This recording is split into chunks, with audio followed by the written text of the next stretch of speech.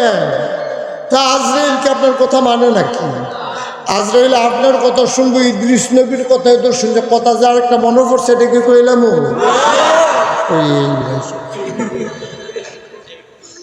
আমার দেশে অনেকে দেখবেন চায়ের স্টলে বৈশা বৈশা ফতুয়া দেয়, কয় জান বাঁচান ফরজ।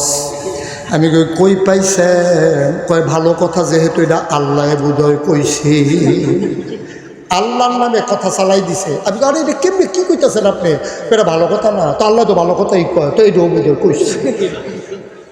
জান বাঁচান কি ফরজ? জান বাঁচান ফরজ? আমার মৌনাদেরও তো মত আছে। জান বাঁচান কি ফরজ?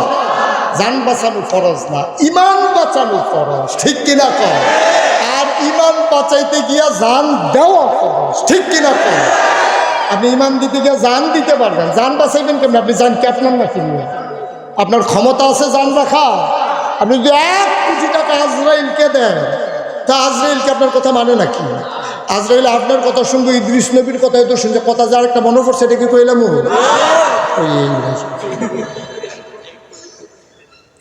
মার হাবা কয় না রে। ইদ্রিস আলাইহিস সালামের সাথে ইদ্রিস আলাইহিস সালাম বন্ধুত্ব করছে আজরাইলের লগে।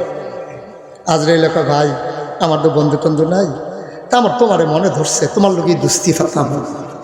তো এই আজরাইল কয় ভাই আপনি আমার দুস্থ বানান আর বন্ধু বানান, তাই মইলে কিন্তু আমি রাখতাম পারতাম, যত দুস্তি টুস্তি যায় করেন তাই মইলে কিন্তু আমি টান দিয়া লয়ে যাবো।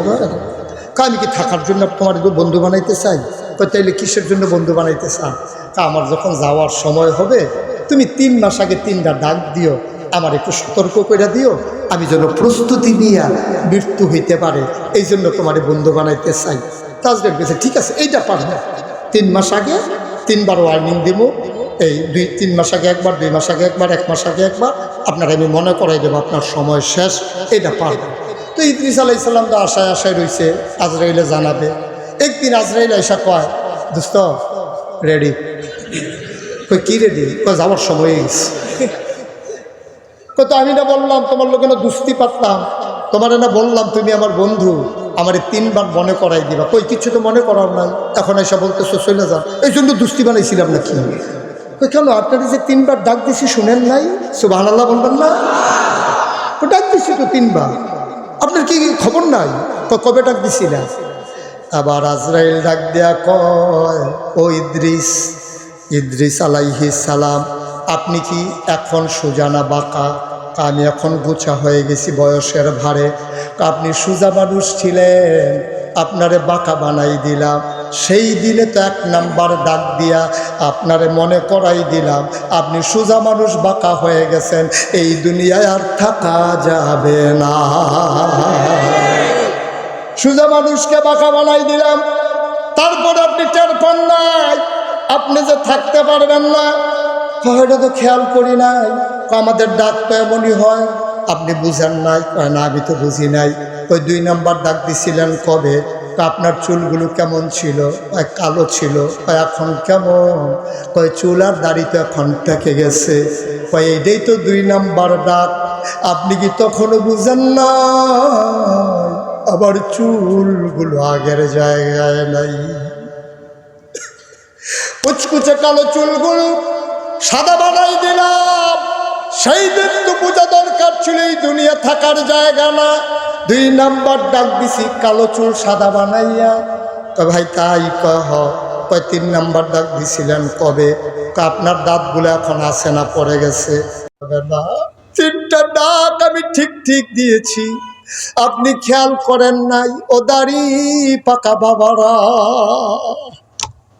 অগুচা হওয়া মানুষগুলো, বাঁকা হওয়া মানুষগুলো, তোমার 3 ডাক শেষ হয়ে গেছে, তোমার দাড়িও পেকে গেছে, তুমি সোজা মানুষটা বাঁকা হয়ে গেছো, তোমার হাড্ডিও দাঁতও পড়ে গেছে। বুঝে নাও যে কোনো সময় তোমার আজরাইল ডেকে বলবে চলেন, আর এই দুনিয়ায় থাকা যাবে না, ঠিক কিনা?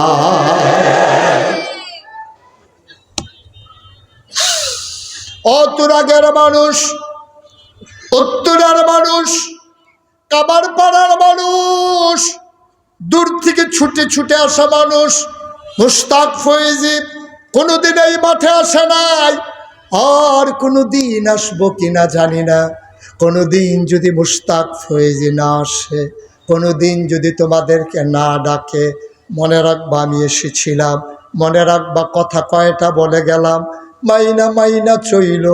যেদিন তুমি মরে যাবা, মসজিদের মিনার থেকে ঘোষণা আসবে মানুষটা নাই, সবাই মিলে দৌড়ে দৌড়ে কাফন পরিয়ে জানাজার পরে দাফন করে দেবে মাটির কবরে।